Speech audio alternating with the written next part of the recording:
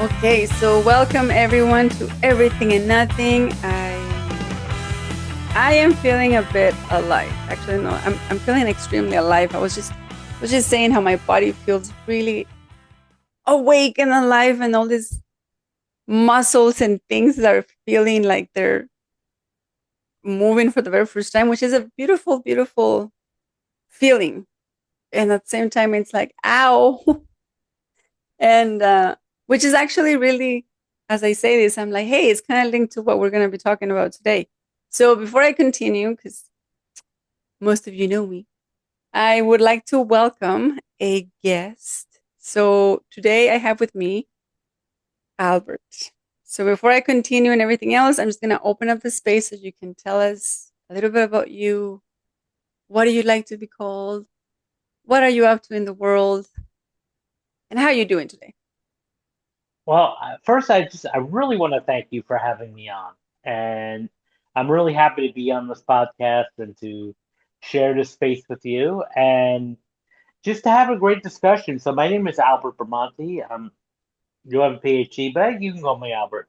Um, I'm very informal like that. So, what is my primary? Well, I have a PhD in psychology, so I've always had a strong background in psychology, and I also work a little bit in the healing arts in a sense. So I work in the healing space and also I work with actors. So I have a couple of different hats that I often do. I represent actors as an agent in New York. So that's primarily what I do, between wearing a couple different hats there. Beautiful. Well, I already see how all of that is connected.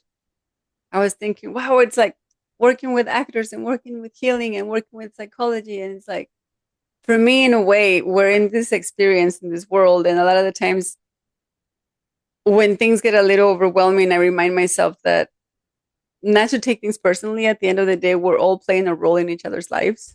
We have, our own role in, I'm kind of like the protagonist in my movie, but then when I take my dog for a walk in his movie, he's the protagonist and I'm kind of just being of service. So it all depends on, who we are and how we're looking at it, the perspective that we're looking at it. So yeah, thank you for saying yes and thank you for being here.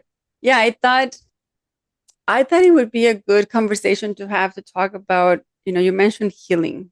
And right now, well, in the last 6 years, I think, definitely the last 4 years, the word healing is like everywhere. Yeah. Well, the world collectively has been through a lot, especially in the past 5 years. The Definitely. planet has been through an immense amount of things, especially as we know what happened in 2020. Oh You know yeah.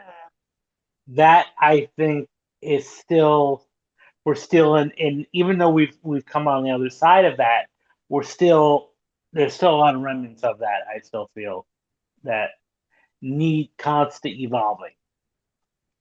Yeah, I agree. And it's interesting that that word came up and then I made the comment of how I'm feeling right now. It's relevant to the conversation because I went to the gym yesterday and I knew I was only going to go one day this week, so my body kind of gave it all it got. It was like, "Oh yeah, totally, go for it." And this morning, well, it's afternoon now. I'm like every time I stretch, I'm like, "Ow." And it's a good feeling, it's a good feeling because as I understand, I'm not an expert um, instructor or, weightlifting, anything. But I was working with weights. But as I understand it, is when we work with weights, um, we're literally kind of, I wouldn't say torturing, although it feels like it, our muscles to, like stretching them and working them out to its little limits. And then we have the recovery period, which is the healing period. We let the muscle heal itself and recover from what it just went through. And that's so, of course, there's a reason why I call it everything and nothing, because in my world, everything is connected. And at the end of the day, nothing really matters. Or does it really? Who knows? But as we talk about healing, I'm just experiencing that in my body. And of course, that reminds me of the different kinds of healings that we go through. you know. Oh, absolutely.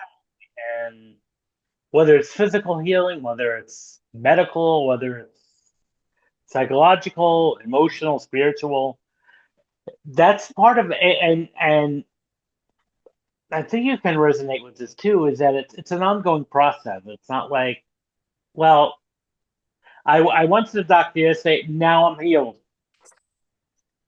That's great, but I'm a little bit hesitant when I hear stories like that. Or I went on this, 3-day retreat and all my trauma is gone. Um, okay, which is great. Now, I'm not saying that 3-day retreat did not help you out in a way, and it may have been immense help, but it's still healing is an ongoing daily practice.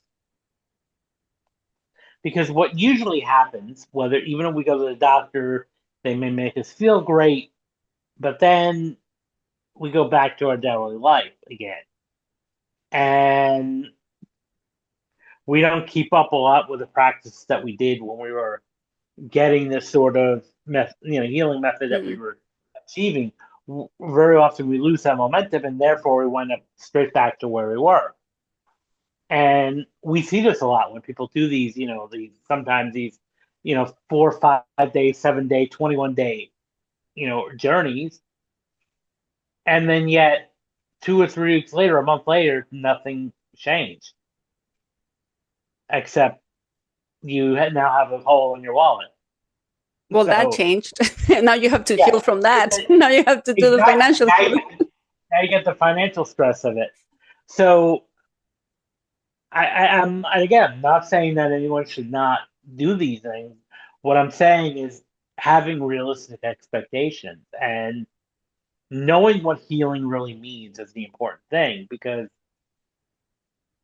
we're in a culture, especially in the past like 20 or 30 years, where it's all about instant gratification. We need it now because we have digital technology. We're in the age of instant gratification. So it's like that person say, doctor, heal me today. I need to be healed, or I need to, you know, get to a certain size tomorrow. That's not how it works. And also, when there's any type of radical changes, the body and mind is going to reject it just to protect to protect yourself. We're biological beings, so any radical change is going to be rejected because that may signify danger. So it has to be gradual. Yeah, it's And almost there, like when they do like organ transplants, right? There's a whole process where they have to give it time and make sure that the body does not reject this new organ, that even though it's healthier than the one they had before, the body still has to adapt to it, and well, both, right, have to become one again. and there may be times where there may be days a little harder than others where their body may start to look at it as an invader, and it may take time.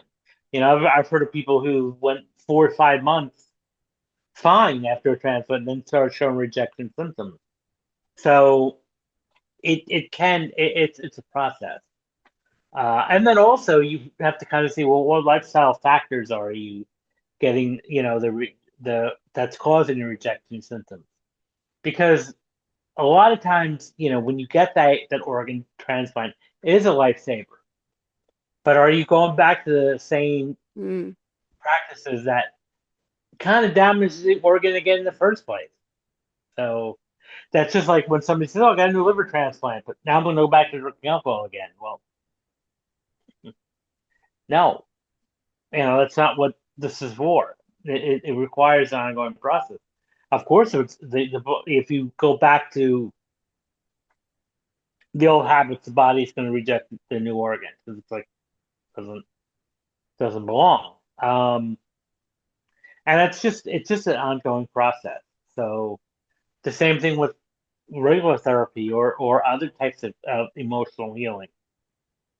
There's a process. It's an active process. It's not like And because sometimes you'll hear people say, "Yeah, I'm going to this healer. I need to be healed." And the only way that you can really be healed is you got to be an active participant in the process. No one's going to heal you. It's not, I don't think it's realistic.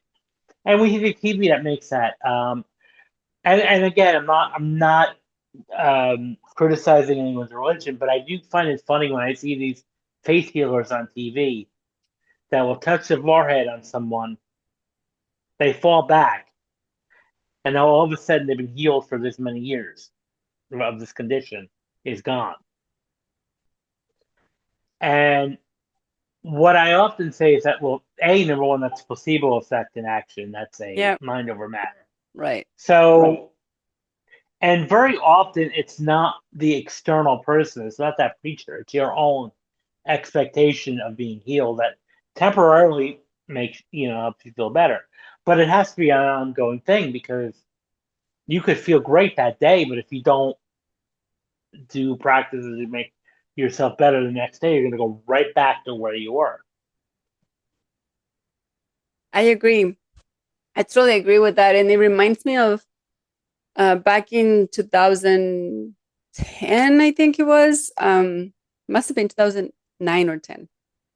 I was living in Germany, and up until then, I had this huge phobia of spiders. I like every time I walked in a room, the first thing I looked for was a spider, which of course I would always find one because if that's what I'm looking for, that's what I'm going to find. We know that.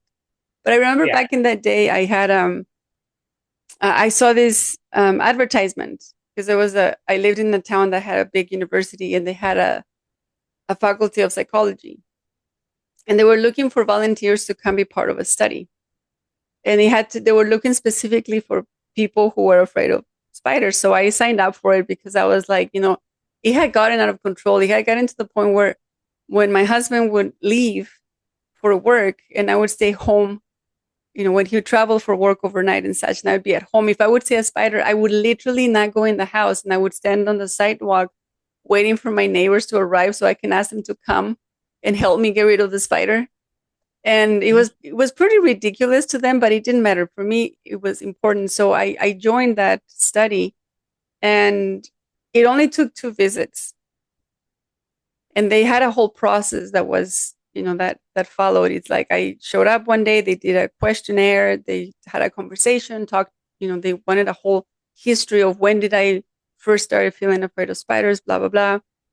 And after a few hours, it was mainly like 2 3 hours, they they brought a tarantula in a little Tupperware and they put it at the end of this wood board, and my job was to move the handle of that wooden thing and it would be like a conveyor belt and it would bring it closer to me. And then the guy was like, bring that as close as you can. I was like, yeah, I don't think so. Like I barely touched the handle and that was it. So he said, okay, we're good, come back next time. So I came back for the second time and they use all the monitors on the hand and to measure the Mm-hmm. sweat and heartbeat and all of that stuff. And they did a virtual reality thing. They were measuring, my level of fear when I would visually enter a dark room. Then they did a visual of a big spider dancing in front of me. And what I kept noticing was, I was sweating like ridiculously. There was like sweat under my arms and sweat on my hair but I stayed there and I kept going. And I'm kind of fast forwarding to the story because at the end of that second day, they brought the tarantula out. They had it on the table with me. And little by little, they were exposing me more and more to it, where I took the lid out. I would put my hand over the container. I would put one finger out. Eventually, I had to put my hands on the table and they took the tarantula out. And I had to move my hands close to the tarantula. Then I had to stop where it was enough. Then the guy would, guide her to come closer to me. I ended with the tarantula crawling on my hand, and at the end of the whole study, I went and took her back home to her little home. When we ended, I remember telling the guy, "Did I do okay in your study?" And he said, "Yeah, you did great. You're one of the best participants we had." And then I asked him, what are we actually studying? I never even thought of asking, like, what are we actually doing here?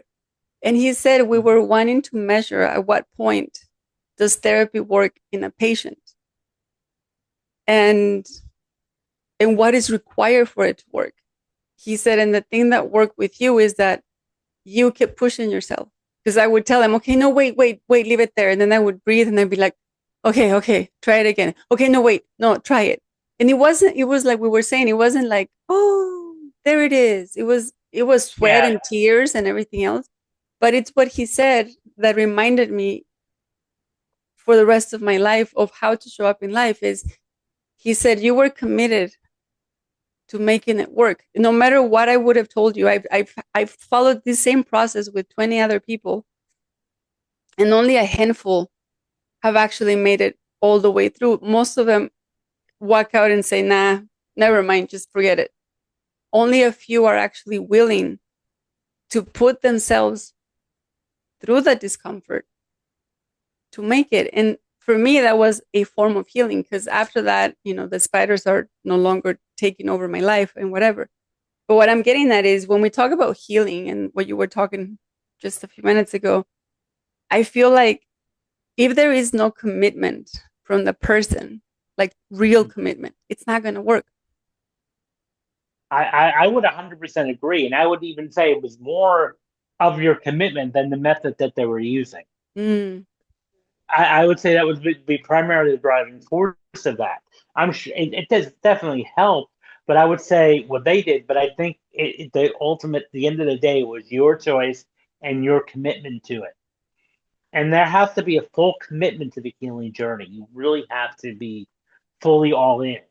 And also understand that may not always go in a linear fashion. Like, in other words, it's not going to be from point A to point B and you're done. There might be fluctuations where it's like, okay, certain days may be easier than others. And in your case, like fear of spiders, well, there some spiders can be dangerous. We know that. Some spiders are poisonous and are lethal.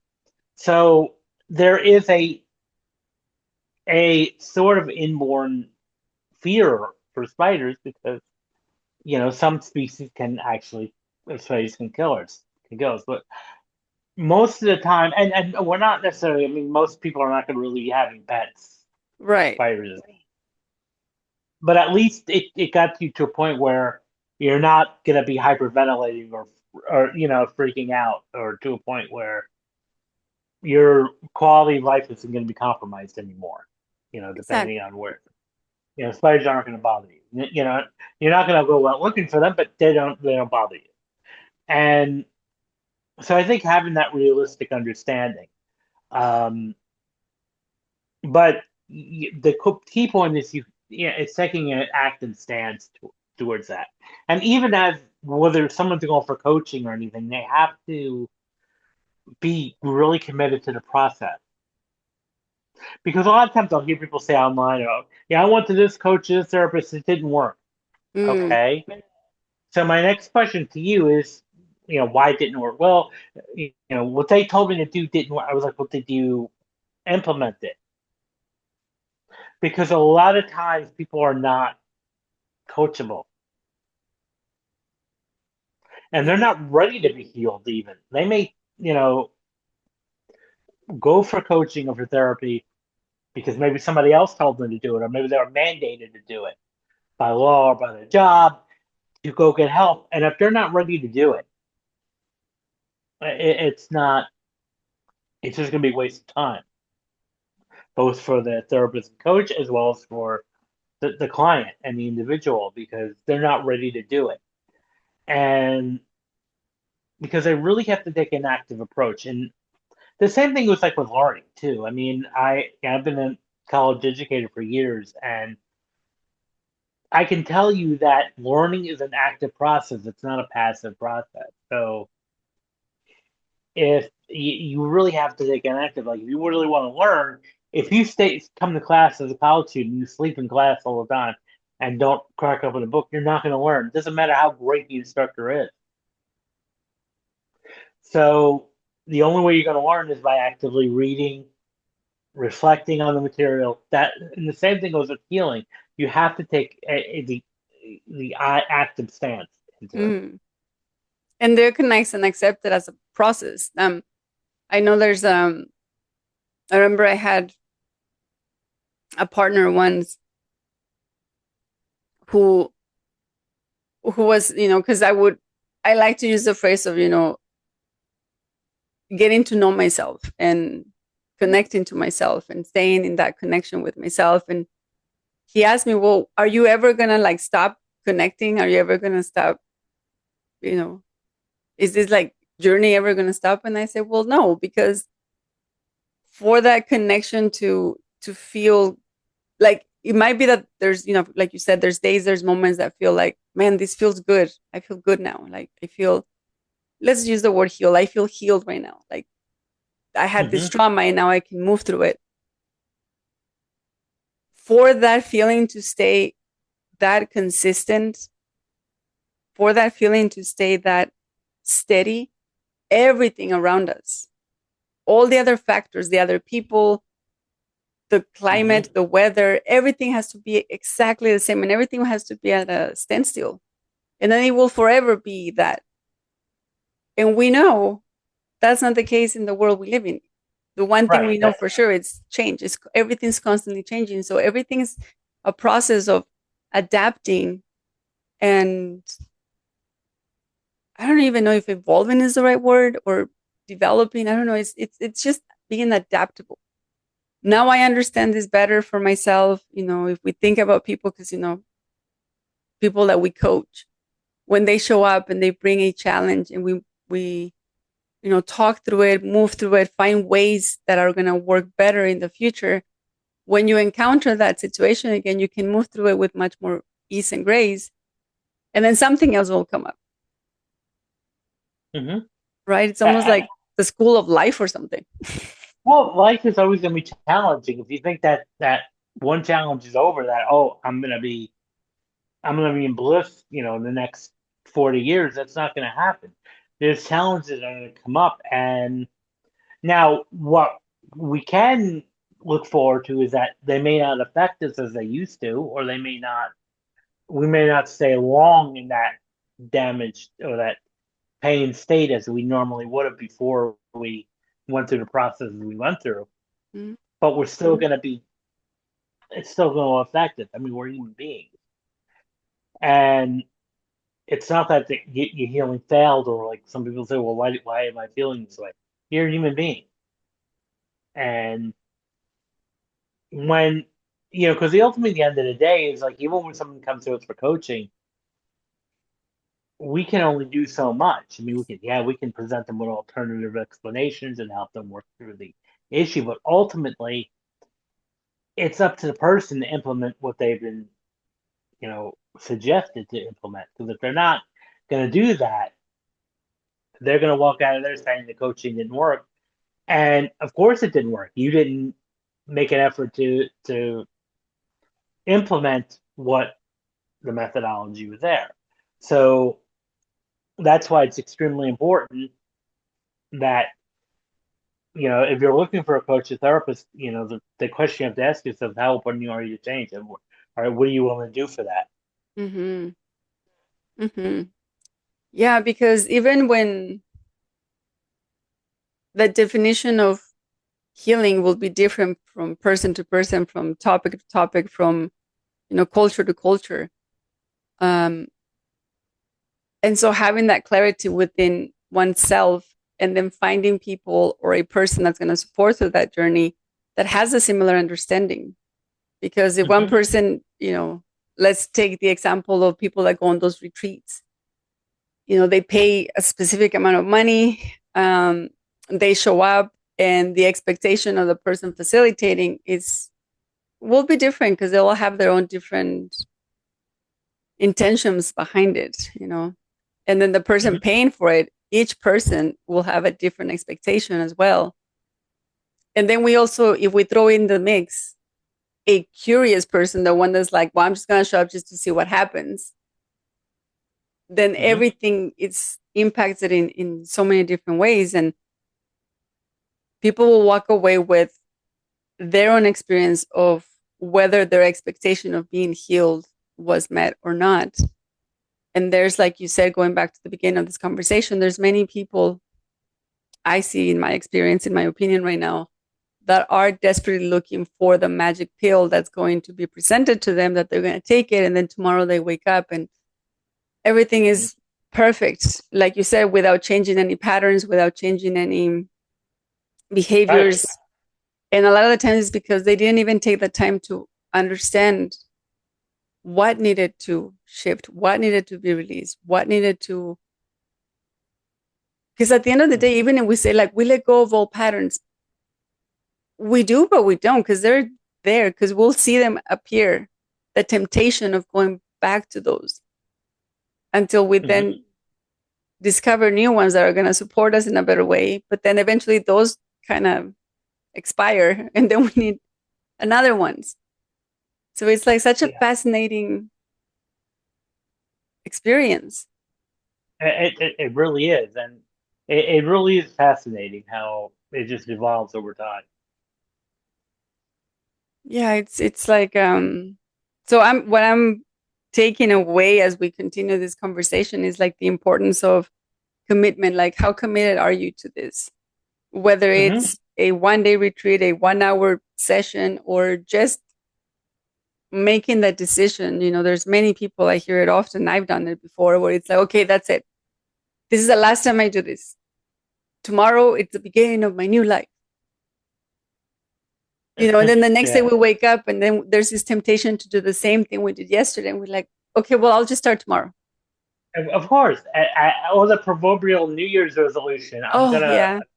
Yeah, new year, new me, and this is gonna be different. And it's interesting because then we find ourselves at the end of the year in the same spot that we were last year, and because we don't make that commitment to change, and that's the only way. If we want our lives to change, we have to make the change.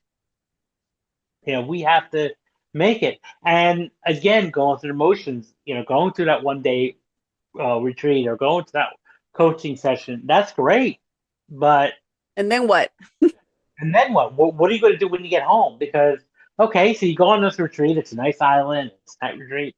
You meet these great people. So you come home, you're in cloud nine. You're euphoric. Everything is going to be different now. And then you go back to doing everything you've done before you went to that retreat. And before you know it, a week goes by, 2 weeks go by, you're right back where you started again because you didn't take the tools that you were taught during that retreat or used during that retreat and apply it on a day-to-day basis because that's how it has to work. You have to do it every day. Just like, yeah, I use the metaphor of even like an athlete. Like if an athlete wants to be very successful in their sport, they have to practice every day. I was reading once that even like the basketball player Michael Jordan, who obviously is a superstar legend, but he would spend every day, whether it was in season or off season, 5,000 hoops a day he would shoot. Yeah. It didn't matter whether he was, ready to compete in the game or not. 5,000 was his non-negotiable. That was part of the reason why that made him a better basketball player. It's because he made that commitment to do something on a daily basis. And the same thing goes with our healing. If we are going to, if we're going to spend the money on healing, I really think that we need to take the implement and take that action of making that commitment that okay, post the retreat, this is what I need to do on a daily basis. I need to incorporate everything I've learned and all the processes I learned so it keeps it going. And I feel like a lot of times these retreats and these services are sometimes marketed as a quick scheme. And of course, and they're trying to get money. So, oh, heal instantly and you know, just come for my 1 day retreat and you can heal all your life's trauma. And I'm like, okay, this is not like my BS meter is going through the roof when I hear that. Because I'm like, okay, great. Now you may go that retreat and feel great for a couple days even afterwards. But if you don't, again, you have to make that commitment for the rest of your life to implement what you've learned. Yeah, it's the other thing that I notice is many times people almost get stuck in the belief that they have to be fully healed before they can actually live their lives. When in reality, in my opinion, this is just my perspective, could be completely wrong, and that's okay. But in my opinion, is because we're in this process of healing, we, I feel, the more we live life in accordance to the vision or in alignment to the vision that we see as healed, the more we're actually, as you said, we're staying active. Therefore, we are putting into practice what was given to us or what we tapped into within ourselves to show up in a better version of ourselves or in a better, more whole way. And only each individual can really identify what that is and can really live that and be that. So Hmm. I almost see it as, you know, when people would say, there's a couple of people that I've talked to that say, if you had a trauma, you are healed when you let go of it and you don't even talk about it. Where I'm more like, well, that's one way of looking at it. For me, if I went through a trauma, I know I've healed that trauma when, if it's something that helps me help others move through their own similar stuff, for me, it's healed when I can share that story without being in it, without feeling all the scars as if it's actually happening to me, and continuing to live my life knowing that that did happen, but that didn't make me XYZ. That doesn't define me as XYZ. Knowing that that's still happening somewhere out there, sadly. And one day, ideally, will stop happening to other people. But until that happens, the healing shows up from a place of acceptance. Yes, that did happen. Hmm. And this is what I did from that. This is what I chose to do with that. And Right. then actively choose to not get stuck in it.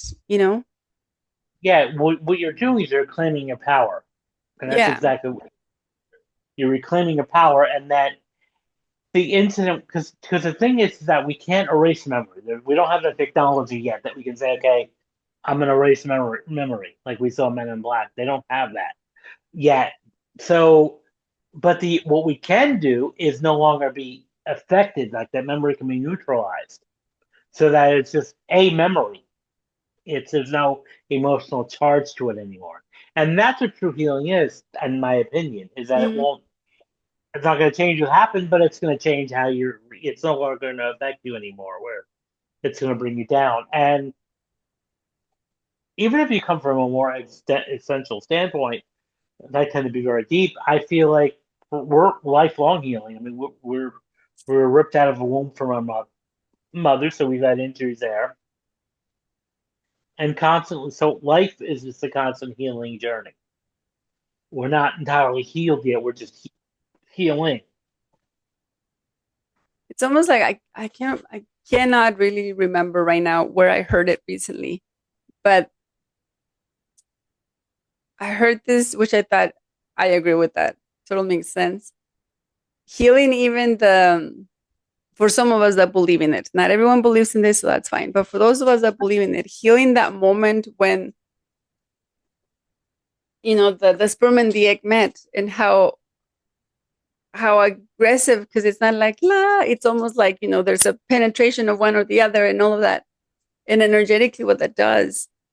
And I thought, well, yeah, that's an interesting perspective to take on, but it goes back to how far back a traumatic thing can feel traumatic.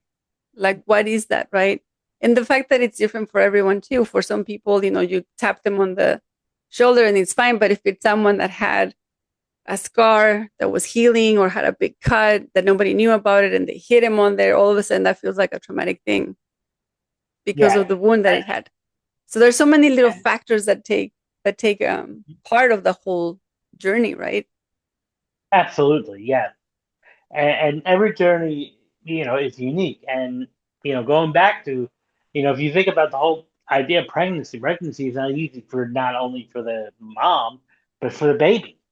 We're, um, we talk a lot about childbirth. I mean, look at the process of childbirth. Okay, it's trauma on the mother, the mother, but it's also we don't realize that it's trauma for the newborn. They gotta pass through a narrow birth canal. They gotta come into a strange place where they've never seen before, and they have all these lights and all this stuff in their face where they used to be in comfort. So I know. that's a traumatic experience. Yet you never see people walking around traumatized. I was born, I'm traumatized because I was born, but it's still, and we still have to heal from that. But again, it's an ongoing process, and I mean And that's even really when what. we die, like there, I'm thinking if there was something which, when I think about it, yeah, there's a human coming out into this world, and it's been kind of nice and cozy in there after it went through like this growth and adjustments of shapes and whatever, and then it comes out, and then there's, depending of course on the death, but like let's say the last breath that one takes, like everything that passes through, we hear it a lot of the times when people experience near death, um, that they share that how their life flashes, in front of their eyes, and if there's a lot of regret, if there's a lot of resentment, if there's a lot of pain that was not dealt with, I'm choosing dealt with so that we can play with a different word instead of healed. Let's just use with dealing with. I And think dealing with it more appropriate. yeah, it's like, if when I think, as I said this right now, it makes me even feel more comfortable to continue to live my life in a way that I become aware of the experiences. I become aware of what I choose to do with those experiences, how I choose to live them, how I choose to embrace them, how I choose to move through them, whether they're nice, fun, fluffy ones or bumpy ones. But at the end of the day, when I take my last breath, I would like it to be nice, as smooth a transition as I can possibly make it. Yeah, And that's how I because know that that I've done my healing work for myself. About and others, that I can understand, but mine, yeah, and you can look at that like that's what a good death would look like. There's that famous bumper sticker, which is kind of common. Like when you're born, you're the one crying, everyone else is smiling. But yet, when it's your time, everyone should be crying and you should be smiling. Now, I think that everyone should be smiling too. I mean, it's at the end of the day, it's a peaceful celebration. celebration. I even had where people say, "What were you funeral?" Like, I want there to be dancing and celebration. That's what I say too. Party. I don't want that. I want to have a party. I want to have a DJ. I want to dancing. I want to have food, drinks, and I want people roasting me, the good things, the my quirks. I want it all. Because I know I would attend that party if depending on one's belief system, if there is an existence, I probably would attend that party.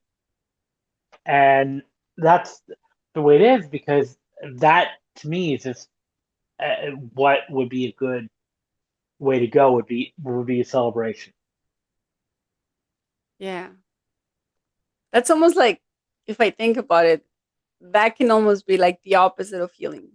Is celebrating. So that's how I see it, when people are like, oh, and it's fine. Like I said, if people want to just focus on the healing and the healing and the healing, that's fine. For me, I'm choosing more and more to focus on the celebration, the gratitude for things that I see, that the fact that I can manage things better, the fact that I can show up better, the fact that I can feel better despite of whatever's happening. Well, I can make the argument if you can show up with gratitude, you've already been healed. So no Mm, need to dwell on that anymore. It's over because if you can look at any type of situation with gratitude, like yes, this might have been a horrible thing when I was going through it. It might have been painful, but it really helped me become a better person at the end of the day. So one thing, one of the reasons why I kind of started moving more traditional psychology because it was just kind of hanging on the negative a Mm, lot of times. And the one thing that I diagnosis is used a lot with trauma is post traumatic stress disorder, which I don't like. That's not a fan because it feels like okay that now if I have a trauma and I'm traumatized, then you're telling me something's wrong with me, I'm sick. When that's a natural response a lot of times to be affected by something that happened. mm-hmm, What I've started seeing words being used in the more modern therapeutic movement, which is what we call post traumatic growth.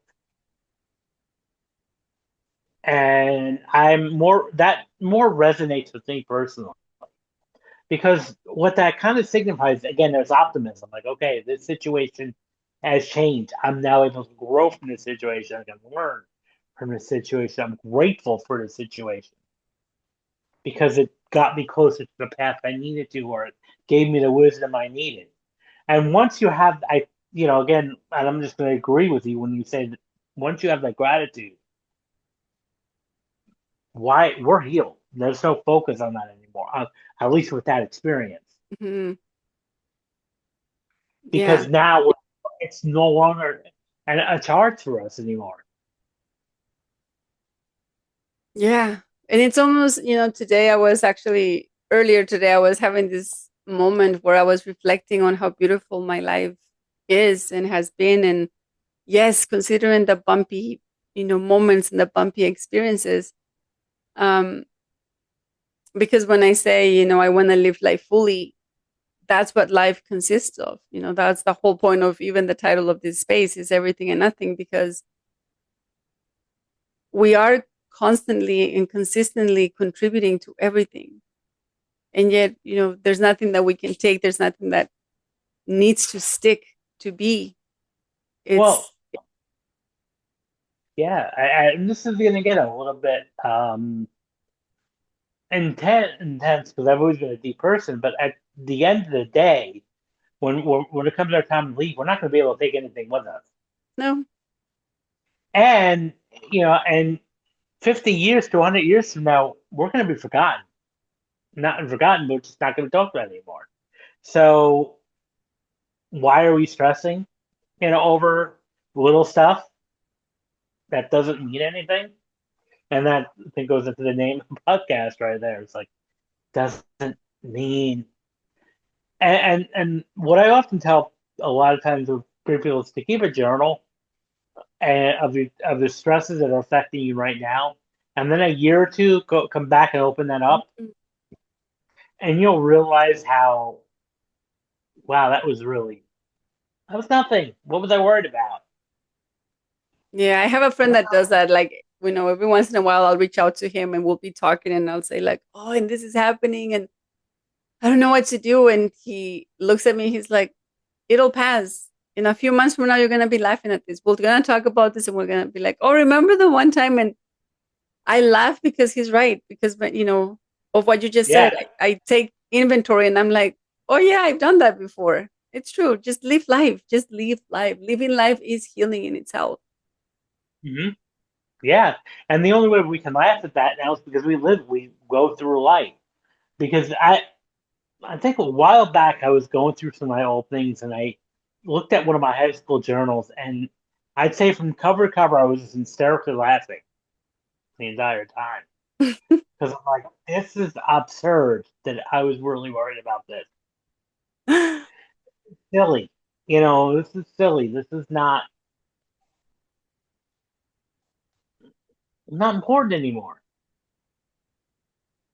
So, And even that, even like acknowledging that at that moment, at that time in space, at that age of that version of you, that did matter. Just how beautiful it is that in that moment, it was everything. hmm And to fully feel all those things, whether they were good, bad, crooked, straight, happy, sad, whatever.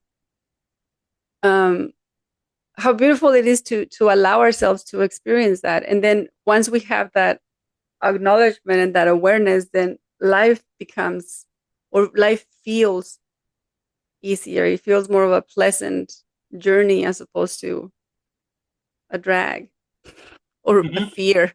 Now what? Yeah. So yeah. So we're coming close to our closing of the conversation, and I'm just curious. We started talking about healing. We talk about some of the things that you do. I would like to open the space now to invite you to share. If people wanted to hear more about what you do, how you work, what spaces you provide, how would they find you? And then what is one thing that you would like to share with the listeners in terms of our conversation today and healing? Well, thank you again for having me on. I would say the best bet to find me is on LinkedIn, Instagram. Um, totally open to communication. I post a lot of content there. And also, you go to my website, albertbramante.com. And I would just say, we are always a work in progress, no matter Mm. where we're at. We're always going to be work in progress the moment to the moment, every moment that we're alive, we're going to be work in progress. So be easy on yourself. That's the biggest thing is have compassion and forgiveness is so important. And it's also important to forgive the people that might have wronged you or that, but it's the another person you should be forgiving is yourself. Totally agree. Yeah. Forgiving yourself is so important. Totally agree. Couldn't have said it myself.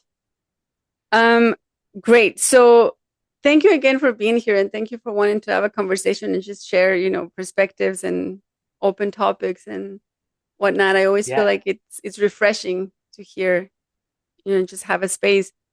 And what I'll do is on the description, you'll Mhm. find the links to Albert's social media and website so that you can directly reach out if you need anything. And stay connected. I feel like it's important. I feel like that's one thing that we can benefit more from nowadays is taking Mhm. back our power of connection, one human to Ab- another. mhm. That's a beautiful one to do. Beautiful. Okay, well, thank you everyone for listening. Thank you even for my little companion that decided to come take a nap on my arms as we're closing the conversation. I do wish you all an amazing, amazing rest of your day, whenever, wherever you're listening. And yeah, until next time, thank you, Albert. Maybe we'll Thank you. come back and have another conversation. I would be happy to, more than happy to. Thank That'd you be again. amazing. Perfect. Thank you so much. And well, until next time.